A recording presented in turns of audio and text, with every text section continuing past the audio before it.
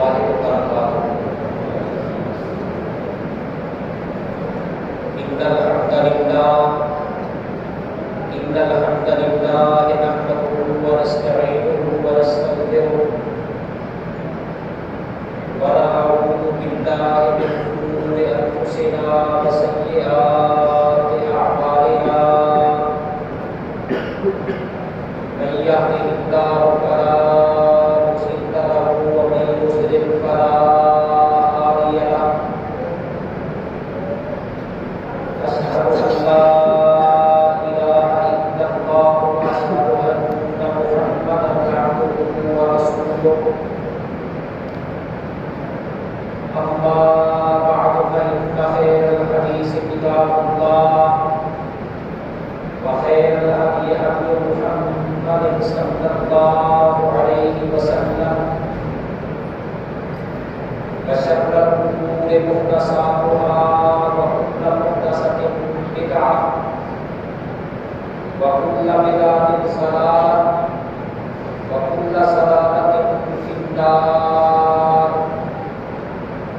من يطع الله ورسوله فقد رشد واهتدى ومن يعص الله ورسوله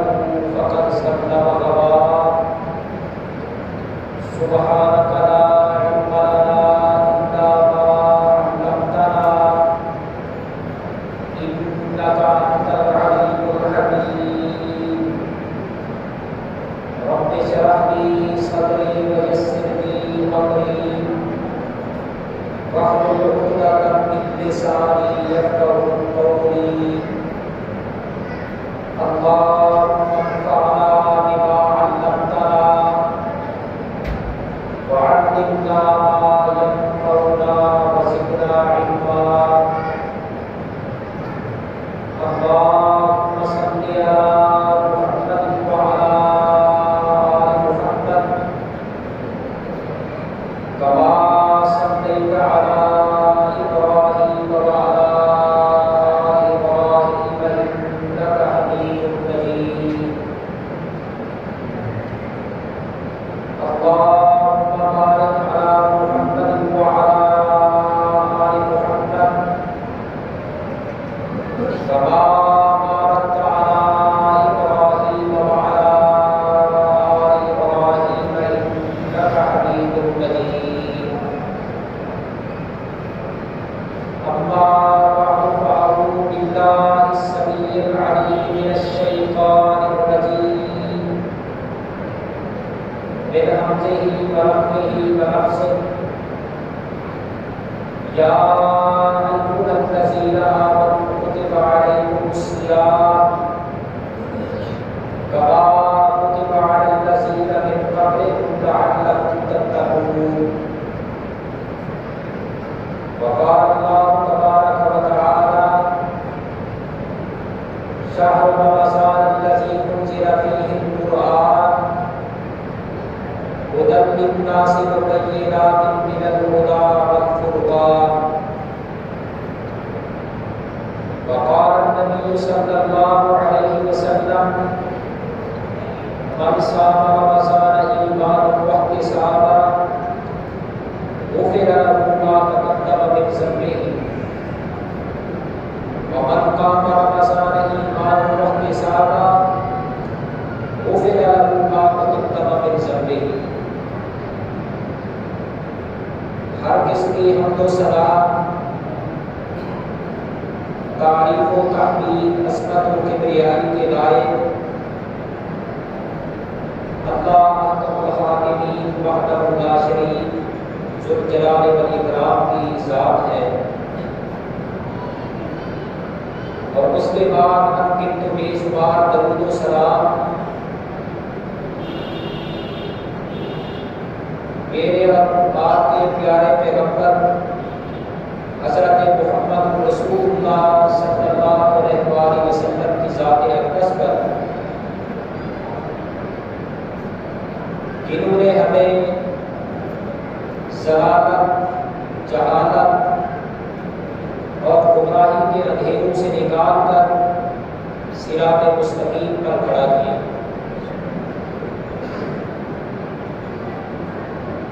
ثنا کے بعد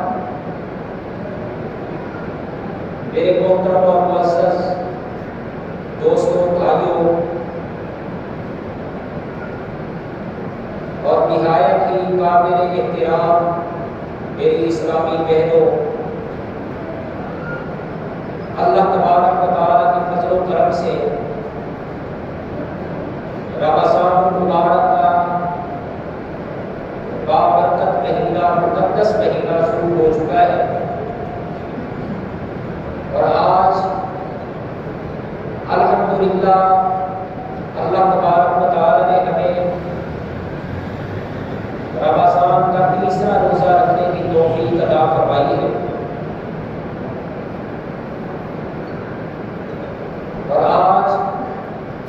رمضان المبارک کا پہلا جمعہ ہے۔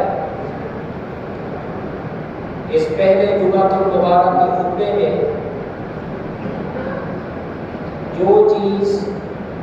میں آپ کے سامنے بیان کرنا چاہتا ہوں وہ یہ ہے کہ رسول اللہ صلی اللہ علیہ وسلم رمضان کے مہینے کو کیسے گزارا کرتے تھے، تاکہ ہم نبی علیہ السلام کی سنت، آپ صلی اللہ علیہ وسلم کے طریقے کے مطابق اس بابرکت اور مقدس مہینے کو گزار سکیں۔ رسول اللہ صلی اللہ علیہ وسلم اس مہینے میں بالخصوص بڑے اہتمام کے ساتھ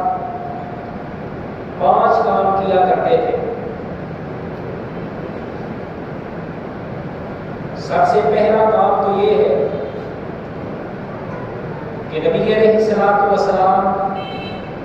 رمضان کے روزے رکھا کرتے تھے، اور رمضان کے روزے یہ اللہ تبارک و تعالیٰ نے ہم پر فرض کر دیے ہیں۔ دین اسلام کے 5 ارکان میں سے ایک رکن رمضان کے روزے۔ جو لوگ بغیر کسی شرعی عذر کے رمضان المبارک کے روزے کو چھوڑ دیتے ہیں تو بڑے کبیرہ گناہ کا ارتکاب کرتے ہیں، اور اللہ تبارک و تعالیٰ کی طرف سے ان کے لیے بڑی سخت وعید ہے، بڑی سخت وعید ہے ان کے لیے جو رمضان کے روزے بغیر کسی شرعی عذر کے چھوڑ دیتے ہیں۔ بلکہ جبرائیل علیہ السلام نے ایسے لوگوں کے خلاف بد دعا کی، اور نبی علیہ السلام نے حضرت جبرائیل کی بد دعا پر آمین کہی۔ جب نبی علیہ السلام نے ایک جمعہ کا خطبہ ارشاد فرمانے کے لیے ممبر کی سیڑھی پہ آپ نے قدم رکھا اور آپ نے آمین کہی، پھر دوسرا قدم رکھا، پھر آمین کہی، تیسرا قدم رکھا، پھر آمین کہی، اور جب بعد میں صحابہ کرام نے نبی علیہ السلام سے اس بارے میں سوال کیا، اس میں سے ایک آمین کے بارے میں آپ صلی اللہ علیہ وسلم نے یہ فرمایا کہ آج جب میں نے ممبر کی سیڑھی پہ قدم رکھا تو جبرائیل علیہ السلام نے اللہ تبارک و تعالیٰ سے کچھ لوگوں کے لیے دعا نہیں بد دعا کی کہ یا اللہ ایسے لوگ جو رمضان کے مہینے کو تو پا لیں اپنی زندگی میں، لیکن اس مہینے کے روزے رکھ کر اللہ تبارک و تعالیٰ سے اپنے گناہوں کو معاف نہ کروا سکے، یا اللہ ایسے لوگوں کو اپنی رحمت سے دور کر دے۔ تو نبی علیہ السلام نے فرمایا کہ میں نے کہا آمین۔ باقی وہ لوگ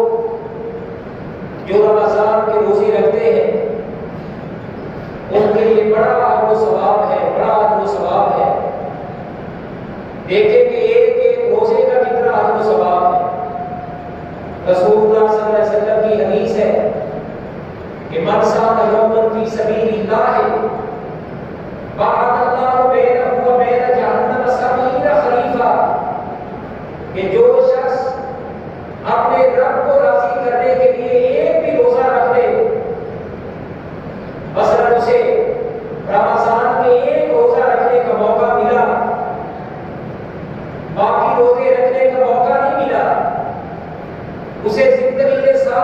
کیا یا وہ بیمار پڑ گیا، اپنے رب کو راضی کرنے کے لیے صرف ایک روزہ رکھ لیا،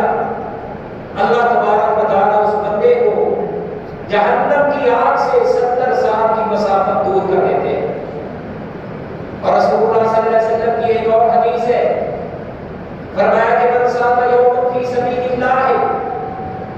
بعد اللہ بینہ و بین جہنم کبعد غراب طائر وهو فارغ حتی بات حریبا۔ فرمایا کہ جو شخص اپنے رب کو راضی کرنے کے لیے ایک روزہ رکھ لے، اللہ تعالیٰ اس بندے کو جہنم کی آگ سے اتنا دور کر دیتے ہیں جس طرح کہ ایک کبے کا بچہ ہو اور بچپن سے اڑنا شروع کر دے، اڑتا رہے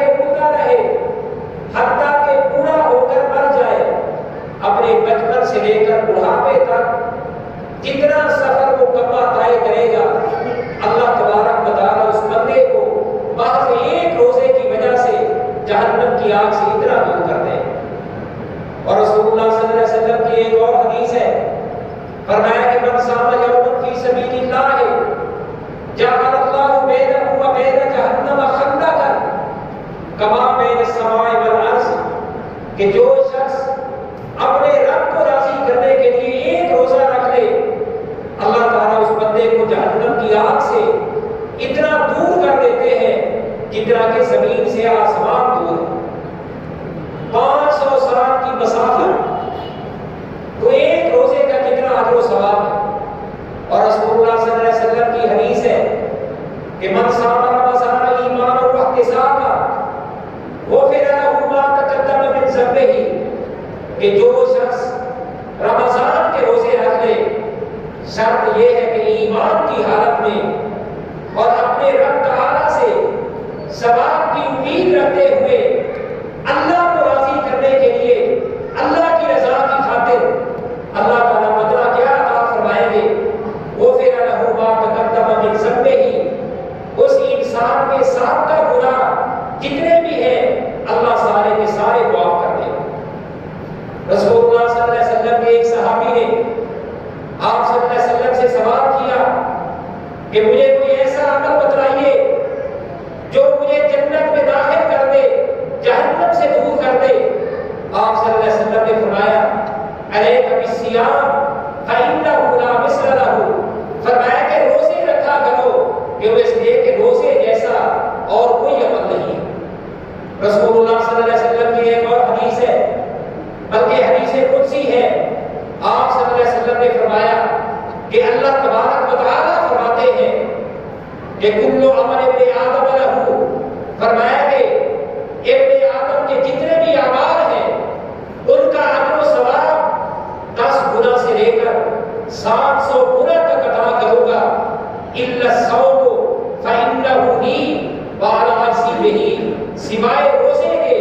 فرمایا کہ اس کا اجر و ثواب میں نے اپنے بندے کو جتنا ادا کرنا ہے وہ میں ہی جانتا ہوں، کیونکہ روزہ بندہ میرے لیے رکھتا ہے۔ اگر ایک شخص روزہ رکھ کر کسی کے سامنے اس کا اظہار نہ کرے، فرمایا کہ سوائے میرے اور کسی کو پتہ نہیں ہوتا کہ اس نے روزہ رکھا ہوا ہے۔ روزہ ایک ایسی عبادت ہے کہ جس کا بندے اور اللہ کے ساتھ ایک راز کا تعلق ہے، اس لیے فرمایا کہ اس کا اجر و ثواب بھی کتنا ادا کرنا ہے، اللہ نے فرمایا کہ وہ میں جانتا ہوں کہ کتنا اجر و ثواب ادا کروں گا۔ تو نبی علیہ السلام رمضان المبارک کے روزے رکھا کرتے تھے، اور آپ صلی اللہ علیہ وسلم اپنے صحابہ کرام کو اور اپنی صحابیات کو حکم دیا کرتے تھے کہ رمضان کے روزے رکھو۔ اور دوسرا، نبی علیہ السلام رمضان کے مہینے میں بڑی کثرت کے ساتھ قرآن مجید کی تلاوت کیا کرتے تھے، بڑی کثرت کے ساتھ۔ اور ویسے بھی قرآن کریم کا رمضان کے ساتھ بڑا گہرا تعلق ہے، اس دنیا کے اندر بھی اور آخرت کے اندر بھی بڑا گہرا تعلق، کہ قرآن کریم کو اللہ تبارک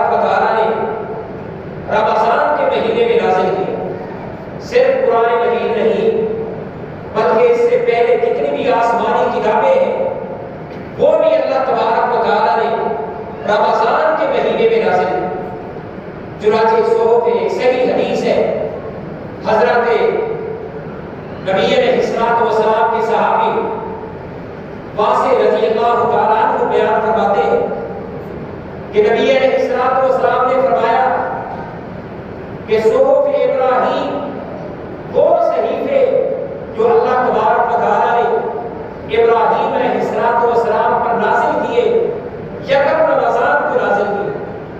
اسی طرح اللہ تبارک و تعالیٰ نے تورات رمضان کی 7 تاریخ کو نازل کی۔ اسی طرح انجیل کے بارے میں آتا ہے کہ رمضان کے 13 تاریخ کو نازل ہو۔ اسی طرح زبور کے بارے میں آتا ہے کہ رمضان کی 19 تاریخ کو نازل ہو۔ اور قرآن مجید کے بارے میں نبی علیہ السلام کی صحیح حدیث کا حوالہ ہے کہ قرآن مجید اللہ تبارک و تعالیٰ نے جب اس کے نزول کی ابتدا کی سوموار کا دن تھا اور رمضان المبارک کی 21ویں رات تھی، تو قرآن کریم کا رمضان کے ساتھ ایک بڑا گہرا تعلق ہے۔ شہر رمضان الذی انزل فیہ القرآن، اللہ نے فرمایا کہ رمضان کا مہینہ وہ مہینہ ہے جس میں ہم نے قرآن مجید کو نازل کیا ہے۔ انا انزلناہ فی لیلۃ القدر، اللہ تعالیٰ نے فرمایا کہ ہم نے رمضان کو لیلۃ القدر کی رات میں نازل کیا ہے، اور لیلۃ القدر کی رات یہ رمضان کے آخری عشرے میں، تو قرآن مجید کا رمضان کے ساتھ بڑا گہرا تعلق ہے۔ نبی علیہ السلام رمضان کے مہینے میں بڑی کثرت کے ساتھ قرآن مجید کی تلاوت کیا کرتے ہیں۔ روزانہ ایک بارہ نبی علیہ السلام حضرت جبرائیل علیہ السلام کو سنایا کرتے ہیں۔ صحیح بخاری کی حدیث ہے، حضرت عائشہ رضی اللہ تعالیٰ عنہ کو نبی علیہ السلام نے ایک دن بلایا اور آپ صلی اللہ علیہ وسلم نے فرمایا کہ اے میری بیٹی عائشہ، ان جبریل کان یعارض لی القرآن کل عام مرۃ، جبرائیل علیہ السلام ہر سال میرے ساتھ ایک بار قرآن مجید کا دور کیا کرتے ہیں، اور اس سال حضرت جبرائیل نے 2 بار میرے ساتھ قرآن مجید کا دور کیا ہے۔ اسی طرح نبی علیہ السلام کے صحابہ کرام رمضان کے اندر بڑی کثرت کے ساتھ قرآن مجید کی تلاوت کیا کرتے ہیں، بڑی کثرت کے ساتھ۔ اسی طرح صحابیان ائمہ کرام امام شافعی رحمہ اللہ تعالیٰ کے بارے میں آتا ہے کہ رمضان المبارک میں 10 بار قرآن مجید کو ختم کیا کرتے ہیں، یعنی 3 دن کے اندر پورا قرآن مجید ختم کیا کرتے ہیں۔ امام مالک رحمہ اللہ کے بارے میں آتا ہے کہ جیسے ہی رمضان کا چاند نظر آتا پورے 11 مہینے نبی علیہ السلام کی حدیث کا درس دیا کرتے تھے، ہزاروں کی تعداد میں ان کے سامنے شاگرد ہوتے، اللہ کے پیغمبر کی حدیث کو سننے والے، اور جیسے ہی رمضان کا چاند نظر آتا حدیث کے دفاتر بند کر کے رکھ دیتے تھے اور فرمایا کرتے تھے کہ اب قرآن کا مہینہ آ چکا ہے، اب اس مہینے کے اندر ہم قرآن مجید کی کثرت کے ساتھ تلاوت کریں۔ اسی طرح دیگر ائمہ کرام، اس لیے میرے بھائیوں ہمیں چاہیے کہ رمضان کے اندر کثرت کے ساتھ قرآن مجید کی تلاوت کریں، اور بالخصوص نوافل کے اندر حضرت حذیفہ رضی اللہ تعالیٰ عنہ بیان فرماتے ہیں کہ دیکھیں کہ نبی علیہ السلام رات کے نوافل میں کس طرح قرآن مجید کی تلاوت کیا کرتے تھے۔ فرماتے ہیں کہ رمضان کا مہینہ تھا، نبی علیہ السلام نے رات کو نوافل شروع کیے، اور فرماتے ہیں کہ میں بھی اللہ کے پیغمبر کے ساتھ آ کر کھڑا ہو گیا۔ نبی علیہ السلام نے پہلی رکعت کے اندر آپ صلی اللہ علیہ وسلم نے سورۃ الفاتحہ کے بعد سورہ بقرہ شروع کر دی اور نبی علیہ الصلوۃ والسلام پڑھتے رہے. میں نے دل کے اندر سوچا کہ جب سورہ بقرہ ختم ہوگی نبی علیہ الصلوۃ والسلام رکوع میں چلے جائیں، لیکن ایسے نہیں ہوا. پھر آپ صلی اللہ علیہ وسلم نے سورہ آل عمران شروع کی. میں نے سوچا کہ شاید جب سورہ آل عمران ختم ہوگی نبی علیہ الصلوۃ والسلام رکوع میں چلے جائیں، لیکن ایسے بھی نہیں ہوا. پھر نبی علیہ الصلوۃ والسلام نے سورہ نساء شروع کر دی. یہ 3 سورتیں نبی علیہ الصلوۃ والسلام نے پہلی رکعت کے اندر آپ صلی اللہ علیہ وسلم نے تلاوت کی. تو اس طرح میرے بھائیوں بڑی کثرت کے ساتھ نبی علیہ الصلوۃ والسلام رمضان کے مہینے میں قرآن مجید کی تلاوت کیا کرتے ہیں. اور اسی طرح کل قیامت کے دن بھی رمضان کا قرآن کا آپس میں بڑا گہرا تعلق ہو. جس طرح اس دنیا کے اندر یہ ساتھ ساتھ آئے، اسی طرح کل قیامت کے دن قرآن اور روزہ یہ دونوں اکٹھے ہو. نبی علیہ الصلوۃ والسلام کی حدیث ہے، فرمایا کہ الصیام والقرآن یشفعان للعبد یوم القیامہ. فرمایا کہ کل قیامت کے دن روزہ اور قرآن ایک بندے کے بارے میں سفارش کریں، بندے کی شفاعت کریں. فرمایا کہ یقول الصیام اے رب منعته الطعام والشہوۃ فشفعنی فیہ. روزہ کہے گا کہ یا اللہ تیرا یہ بندہ میں نے اسے دنیا کے اندر کھانے سے روک دیا، شہوت سے روک دیا اور یہ رکا رہا سارا دن. یا اللہ میں اس کی سفارش کرتا ہوں، میری سفارش قبول کر کے اپنے اس بندے کو جنت میں داخل فرما. وَيَقُولُ الْقُرْآنُ یا رب مَنَعْتُهُ النَّوْمَ بِاللَّيْلِ. قرآن کہے گا کہ اے میرے پروردگار دن کو ایسے روزہ رکھا، رات کو میں نے اسے سونے سے روک دیا، رات کو جاگتا رہا، میری تلاوت کرتا رہا. آج میں اس کی سفارش کرتا ہوں کہ جہنم سے بچا کر اسے اپنی جنت میں داخل کروا. حدیث میں آتا ہے فَيُشَفَّعَانِ. اللہ تبارک و تعالی قرآن اور روزے کی سفارش قبول کر کے اس بندے کو جنت میں داخل کروا دے. رسول اللہ صلی اللہ علیہ وسلم کی ایک اور حدیث ہے، فرمایا کہ اقرأوا القرآن. اے میری امت کے لوگوں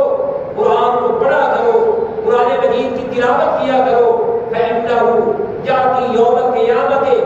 شَفِيعًا لِأَصْحَابِهِ. فرمایا کہ کل قیامت کے دن قرآن آئے گا، اللہ تبارک و تعالی اسے زبان بھی دے گا، آنکھیں بھی دے گا، اپنے پڑھنے والے کو اپنی آنکھوں سے پہچان لے گا اور اپنی زبان کے ساتھ اللہ تبارک و تعالی کے ہاں سفارش کرے گا اس کی، جس نے دنیا کے اندر قرآن مجید کو پڑھا. اللہ اکبر. رسول اللہ صلی اللہ علیہ وسلم کی ایک حدیث ہے، آپ صلی اللہ علیہ وسلم نے فرمایا کہ جو لوگ انصاف کرنے والے حکمران کی عزت کرتے ہیں اور اہل قرآن کی عزت کرتے ہیں، قرآن مجید پڑھنے والوں کی عزت کرتے ہیں، تو نبی علیہ الصلوۃ والسلام نے فرمایا کہ ایسے سمجھو کہ وہ اللہ تبارک و تعالیٰ کی عزت کرتے ہیں. ان من اجلال اللہ، اہل قرآن کی عزت کرنا، انصاف کرنے والے حکمران کی عزت کرنا. اور اسی طرح فرمایا کہ مسلمان بزرگ کی عزت کرنا، ایسے پورے شخص کی عزت کرنا جو مسلمان ہو. نبی علیہ الصلوۃ والسلام نے فرمایا کہ ایسے سمجھو کہ تم نے اللہ تبارک و تعالیٰ کی عزت کی. یہ اس لیے کہ اہل قرآن کو، انصاف کرنے والے حکمران کو اور مسلمان بزرگوں کو عزت دی ہے. کس نے دی ہے؟ اللہ تبارک و تعالیٰ نے دی. اسی طرح نبی علیہ الصلوۃ والسلام تیسرا کام جو رمضان کے اندر جس کا بڑا اہتمام کیا کرتے تھے وہ ہے رات کا قیام اللیل. ویسے تو نبی علیہ الصلوۃ والسلام پورا سال قیام اللیل کا اہتمام کیا کرتے تھے. قیام اللیل کا اہتمام، یہ قیام اللیل تراویح کی نماز، تہجد کی نماز، رات کے وتر، یہ سارے کے سارے ایک ہی عبادت کے نام ہیں۔ چاہے اسے آپ رات کے وتر کہہ لیں، قیام اللیل کہہ لیں، تہجد کی نماز کہہ لیں، تراویح کی نماز کہہ لیں، یہ ایک ہی عبادت کے نام ہے۔ نبی علیہ الصلوۃ والسلام پورا سال قیام اللیل کا اہتمام کرتے، لیکن رمضان کے مہینے میں آپ صلی اللہ علیہ وسلم اس کا بھرپور اہتمام کرتے، بلکہ آپ صلی اللہ علیہ وسلم اپنی بیویوں کو بھی اٹھایا کرتے تھے اور اپنی امت کے لوگوں کو آپ صلی اللہ علیہ وسلم ترغیب دیا کرتے تھے۔ اور یہی وجہ ہے کہ اللہ تبارک و تعالیٰ نے قرآن مجید کے اندر اور نبی علیہ الصلوۃ والسلام نے اپنی حدیث کے اندر کئی ایک مقامات پر نبی علیہ الصلوۃ والسلام نے قیام اللیل اور روزوں کا آپ نے اکٹھے تذکرہ کیا ہے، بلکہ صدقہ، انفاق فی سبیل اللہ، اللہ کے راستے میں مال خرچ کرنا، ان تینوں چیزوں کا نبی علیہ الصلوۃ والسلام نے اکٹھے تذکرہ کیا ہے۔ حدیث معاذ کے اندر نبی علیہ الصلوۃ والسلام نے حضرت معاذ کو فرمایا کہ اے معاذ، الا اخبرک، کیا میں تجھے الا اخبرک الا ابواب الخیر، کیا میں تجھے خیر کے دروازے نہ بتاؤں؟ ایسے کام اگر تم نے وہ کام کر لیے تمہارے لیے خیر کے دروازے کھل جائیں گے، بھلائی کے دروازے کھل جائیں گے، گناہوں کے دروازے، برائیوں کے دروازے، غیبت اور چغلخوری کے دروازے، جھوٹ اور فسق و فجور کے دروازے تمہارے لیے بند کر دیے جائیں گے اور بھلائی کے دروازے کھل جائیں گے۔ حضرت معاذ نے کہا کہ جی ہاں یا رسول اللہ۔ وہ آپ صلی اللہ علیہ وسلم نے فرمایا کہ ایک تو آپ نے فرمایا کہ الصوم جنہ، فرمایا کہ یہ روزہ یہ انسان کے لیے ڈھال ہے۔ جو بندہ روزوں کا اہتمام کرتا ہے، روزے اس بندے کے لیے گناہوں سے ڈھال بن جاتے ہیں، شیطان سے ڈھال بن جاتے ہیں۔ جب شیطان اس بندے پہ وار کرتا ہے، روزہ اس کے لیے ڈھال بن جاتا ہے۔ اور اسی طرح فرمایا کہ صلاۃ الرجل فی جوف اللیل، بندے کا رات کے درمیانے حصے میں اٹھ کر اللہ کی عبادت کرنا، نوافل پڑھنا، یہ بھی بندے کے لیے بھلائی کے دروازے کھول دیتا ہے۔ اور اسی طرح فرمایا کہ الصدقۃ تطفئ الخطیئۃ کما یطفئ الماء النار، فرمایا کہ صدقہ، انفاق فی سبیل اللہ، اللہ کے راستے میں مال خرچ کرنا، یہ انسان کے گناہوں کو ایسے ختم کر دیتا ہے جس طرح کہ پانی آگ کو بجھا دیتا ہے۔ اور رسول اللہ صلی اللہ علیہ وسلم کی ایک اور حدیث ہے، آپ صلی اللہ علیہ وسلم نے فرمایا کہ ان فی الجنۃ لغرفا یرا ظاہرها من باطنها وباطنها من ظاہرها، فرمایا کہ اللہ تبارک و تعالیٰ نے جنت کے اندر کچھ بالا خانے تیار کیے ہیں، اونچے اونچے بہتلات تیار کیے ہیں، بڑے ہی نفیس۔ فرمایا کہ اگر کوئی باہر کھڑا ہو اندر والا حصہ نظر آئے گا، اور اگر اندر کھڑا ہو باہر کا نظارہ آئے گا۔ یا رسول اللہ صلی اللہ علیہ وسلم، ایسے بالا خانے، ایسے عمدہ بہتلات اللہ تبارک و تعالیٰ نے کن خوش نصیب لوگوں کے لیے تیار کیے ہیں۔ وہ آپ صلی اللہ علیہ وسلم نے ان تینوں کا تذکرہ کیا ہے، تینوں کا اکٹھے فرمایا کہ اعد اللہ لمن علام الکلام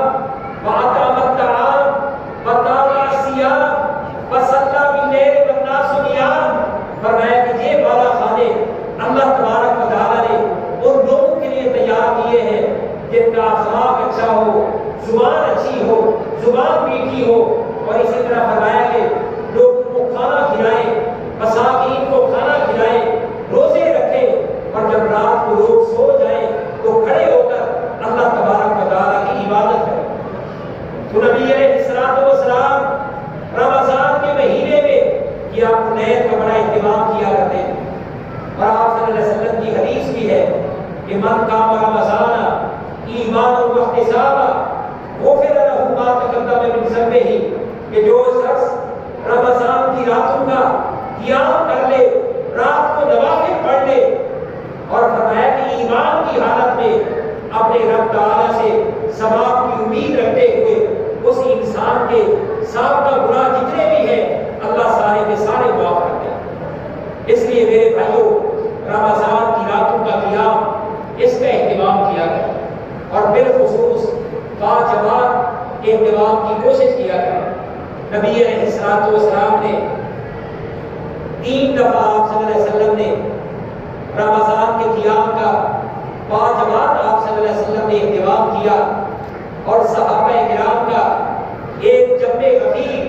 نبی علیہ السلام کے پیچھے تھا۔ پھر حضرت عمر بن خطاب رضی اللہ تعالیٰ عنہ نے 2 صحابہ کرام کو امام بنایا، ایک حضرت ابی بن کعب کو اور دوسرا حضرت تمیم داری کو، اور انہیں یہ حکم دیا کہ وہ صحابہ کرام کو باجماعت تراویح کی نماز پڑھائیں۔ تو صحابہ کرام کے دور میں بھی اس کا اہتمام ہوتا رہا اور نبی صلی اللہ علیہ وسلم کی ایک حدیث بھی ہے، فرمایا کہ جو شخص رمضان کی راتوں کا قیام شروع سے لے کر وتر تک امام کے ساتھ امام کی ابتدا میں اس کا اہتمام کر لے، اللہ کے پیغمبر کی صحیح حدیث ہے، فرمایا کہ اس بندے کے لیے ساری رات کا قیام اس کے نامہ اعمال میں لکھ دیا جائے۔ اس نے تو 1 گھنٹہ یا 1.5 گھنٹہ یا 2 گھنٹے قاری صاحب کے پیچھے کھڑے ہو کر قرآن مجید کے ایک پارے کی تلاوت کو سنا اور قیام کیا، لیکن اس کے نامہ اعمال میں پوری رات کا قیام لکھ دیا جاتا ہے۔ لیکن شرط یہ ہے کہ وتر بھی امام کے ساتھ امام کی ابتدا کے اندر پڑھے، تو قیام اللیل کا اہتمام کریں۔ اسی طرح نبی علیہ السلام رمضان کے مہینے میں صدقہ اللہ کے راستے میں مال خرچ کرنا، اس کا آپ صلی اللہ علیہ وسلم بہت زیادہ اہتمام کیا کرتے ہیں۔ ویسے بھی نبی علیہ السلام بڑے سخی تھے۔ نبی علیہ السلام کی سخاوت کی مثال پوری کائنات کے اندر نہیں ملتی، چاہے وہ حاتم طائی تھا یا کوئی بھی تھا، نبی علیہ السلام کی سخاوت کا مقابلہ کوئی بھی نہیں کر سکتا۔ اور نبی علیہ السلام کے بارے میں صحابہ کرام فرماتے ہیں کہ کان احسن الناس واشجع الناس، کہ نبی علیہ السلام سب سے زیادہ خوبصورت تھے، سب سے زیادہ بہادر تھے، وعجبت الناس، اور لوگوں میں سے سب سے زیادہ اللہ کے پیغمبر سخی۔ ایک موقع پر آپ صلی اللہ علیہ وسلم نے فرمایا، حنین کے موقع پر جب آپ صلی اللہ علیہ وسلم کے پاس ہزاروں کی تعداد میں اونٹ تھے، ہزاروں کی تعداد میں بکریاں اور منوں کے اعتبار سے سونا اور چاندی تھا، سارے کا سارا مال اللہ تبارک و تعالیٰ نے ایک ہی جگہ پہ کھڑے ہو کر ایک ہی وقت میں ایک ہی دن میں اللہ کے پیغمبر نے سارے کا سارا خرچ کر دیا اور فرمایا کہ اے میرے صحابہ کرام، اس وادی کے اندر یہ جو کیکر کے درخت ہیں، فرمایا کہ ان درختوں کے کانٹوں کے برابر اگر میرے پاس اونٹ اور بکریاں ہوتی، فرمایا کہ میں سارے کے سارے اللہ کے راستے میں خرچ کر دیتا۔ ایک حدیث میں آتا ہے کہ نبی صلی اللہ علیہ وسلم نے فرمایا کہ اگر میرے پاس احد پہاڑ کے برابر سونا ہو، فرمایا کہ 3 دن کے اندر سارے کا سارا اللہ کے راستے میں خرچ کر دوں، اپنے پاس صرف 2 دینار بچا کے رکھوں گا جو کہ میں نے قرضہ دینا۔ اور ایسے مواقع بھی آئے کہ سوال کرنے والا اللہ کے پیغمبر کے پاس آیا، نبی علیہ السلام کے پاس دینے کے لیے کچھ نہیں تھا، آپ صلی اللہ علیہ وسلم نے حضرت عمر کو بھیجا کہ جاؤ فلاں سے قرضہ لے کر آؤ، قرضہ لے کر آئے، اور نبی علیہ السلام نے قرضہ لے کر اللہ تبارک و تعالیٰ کے راستے میں خرچ کیا۔ نبی علیہ السلام پوری کائنات کے اندر سب سے زیادہ سخی، اور جیسے ہی رمضان کا مہینہ آتا، حضرت ابن عباس فرماتے ہیں کہ نبی علیہ السلام کی سخاوت پہلے سے بھی بڑھ جایا کرتی، اور فرماتے ہیں کہ بالخصوص جب نبی علیہ السلام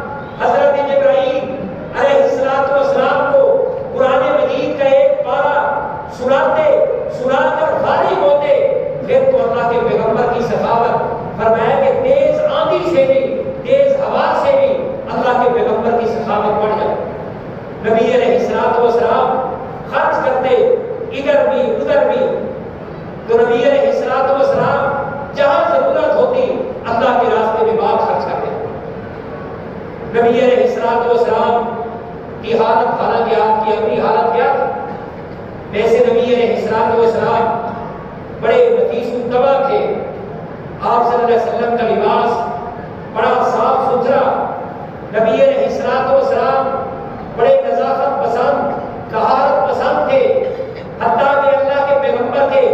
پسینے سے جو بو آتی، خوشبو آتی، اس پوری سے بھی بڑھ کر ہوا کرتے۔ لیکن اللہ کے پیغمبر کے پاس کبھی پرانا لباس، کبھی پیغمبر لگا ہوا لباس۔ تو نبی علیہ السلام کی ایک صحابیہ نے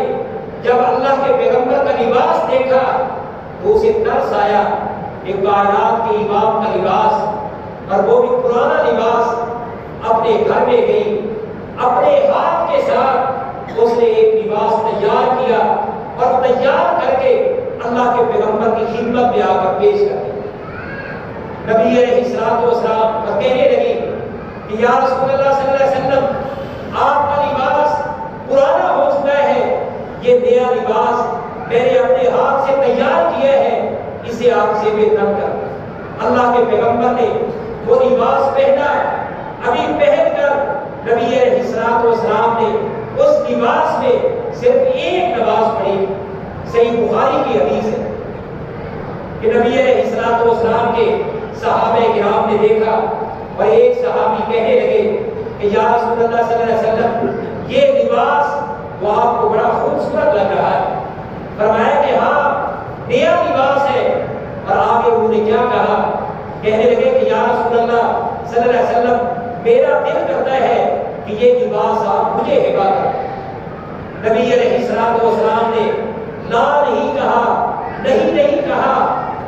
اللہ کے پیغمبر سیدھے گھر میں گئے، وہ نیا لباس اتارا، پرانا لباس دوبارہ پہنا، اسے لپیٹا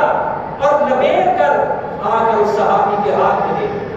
فرمایا کہ جاؤ، یہ میرے لیے تمہاری طرف سے تمہارے لیے ہدیہ ہے۔ صحابہ کرام نے برآمد کیا، انہوں نے کہا کہ تم نے اللہ کے پیغمبر سے یہ لباس، یہ کپڑے کیوں مانگے؟ حالانکہ تم جانتے ہو کہ ایک چیز جب اللہ کے پیغمبر کے پاس موجود ہو اور آپ سے سوال کیا جائے، وہ اللہ کے پیغمبر نے کبھی سائل کے سوال کو رد نہیں کیا۔ پھر تم نے یہ لباس کیوں مانگا؟ انہوں نے کہا کہ تم نے اپنے عقل سے سوچا، میں نے اپنی سوچ سے سوچا۔ فرمانے لگے کہ یہ لباس میں نے اللہ کے پیغمبر سے اس لیے نہیں مانگا کہ اس دنیا کے اندر پہنوں گا، میں نے تو اس لیے مانگا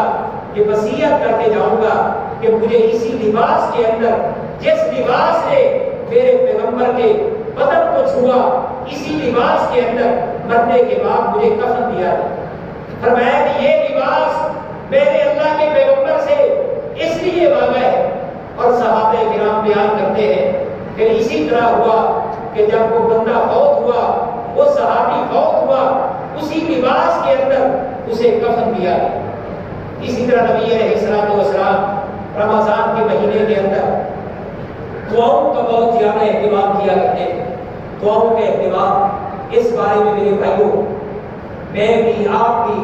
سستی اور غفلت نہ کریں، بلکہ رمضان کے مہینے کے اندر کثرت کے ساتھ اللہ تبارک و تعالیٰ سے دعائیں کریں، نمازوں کے بعد دعا کریں، سجدے کی حالت میں دعا کریں، روزے کی حالت میں دعا کریں، رات کو اٹھ کر دعا کریں، اور بالخصوص جب افطاری کا وقت ہو